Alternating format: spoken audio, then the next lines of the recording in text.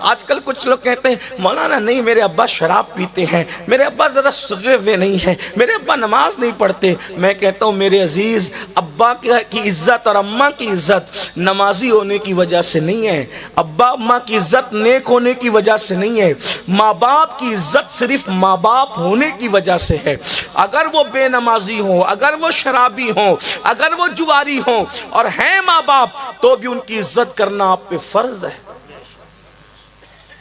یعنی یہ نہیں کہ نیک ہوں گے تو ہی کرنا پڑے گا، نہیں، بلکہ ماں باپ کتنے بھی برے ہوں اور وہ اولاد کے حق میں دعا کرے تو اللہ ان کی دعا رد نہیں کرتا، اولاد کے حق میں۔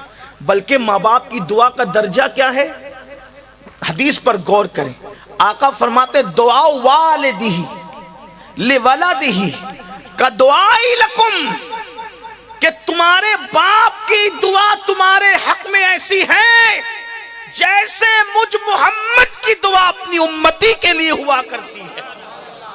یعنی جیسے دعائیں محمد الرسول اللہ امت کے حق میں رد نہیں ہوتی، ویسے باپ کی دعا اولاد کے حق میں رد نہیں ہوتی۔ لوگ ادھر ادھر پھرتے رہتے ہیں، لوگ ادھر ادھر پھرتے رہتے ہیں، حضرت دعا کر دو، حضرت دعا، ارے سب کی دعا لو، میں منع نہیں کرتا، لیکن کتنا بھی بڑا آدمی، کتنا بھی نیک متقی کعبے کا گلاف پکڑ کے دعا کرے، وہ اللہ بے نیاز ہے، چاہے تو قبول کرے گا چاہے تو رد کرے گا۔ کسی کی بھی دعا قبول ہوگی یا رد ہوگی، لیکن اللہ کے رسول نے گارنٹی دی ہے، ایک دعا ایسی ہے جو تمہارے حق میں کبھی رد نہیں ہو سکتی، اور وہ تمہارے ماں باپ کی دعا ہے۔ ادھر الفاظ پورے نہیں ہوتے، ادھر اللہ قبول فرما لیتا۔ حدیث پاک میں آتا ہے، حدیث پاک میں آتا ہے، ایک مرتبہ حضرت موسیٰ کلیم علیہ السلام جنگل کا سفر کر رہے تھے، جنگل کا سفر کرتے ہوئے تھک گئے تو اللہ سے کہا اللہ میں تھک گیا، میرے لیے سواری کا انتظام کر۔ تو ارشاد ہوا موسیٰ تشریف لے جائیں تھوڑا آگے، ایک بندہ ملے گا اس سے یہ بات کہو۔ حضرت موسیٰ کلیم گئے تو کیا دیکھا؟ ایک بندہ ہے، نارمل سا سادہ سا بندہ ہے۔ اس سے کہا اللہ کے بندے میرے لیے سواری کا انتظام کر دے۔ اس نے ہاتھ اٹھائے، عرض کی اللہ بادل زمین پہ بھیج تاکہ تیرے اس بندے کے لیے میں سواری کا انتظام کر سکوں۔ ہاتھ اٹھا کے دعا کرنا تھا، بادل زمین پہ آ گیا۔ کہا کہ اے اللہ کے بندے، اے مسافر، یہ بادل حاضر ہے، آپ جہاں چاہیں گے یہ بادل آپ کو لے جائے گا۔ آپ بادل پر سوار ہو گئے، بادل پھر اڑنے لگا۔ حضرت موسیٰ کلیم نے عرض کی مولا کتنا نیک ہے، کتنا پرہیزگار ہے، کتنا متقی ہے، اس کی دعا سے بادل زمین پہ آ گیا۔ ارشاد ہوا موسیٰ نیک نہیں ہے۔ آپ سمجھ رہے نیک ہے، جتنا نیک سمجھ رہے نیک نہیں، متقی اتنا نہیں جتنا آپ سمجھ رہے، لیکن ہے ایسا کہ اس نے تو بادل منگایا، اگر یہ آسمان بھی زمین پہ اتارنے کی بات کرتا تو ہم آسمان بھی زمین پہ اتار دیتے۔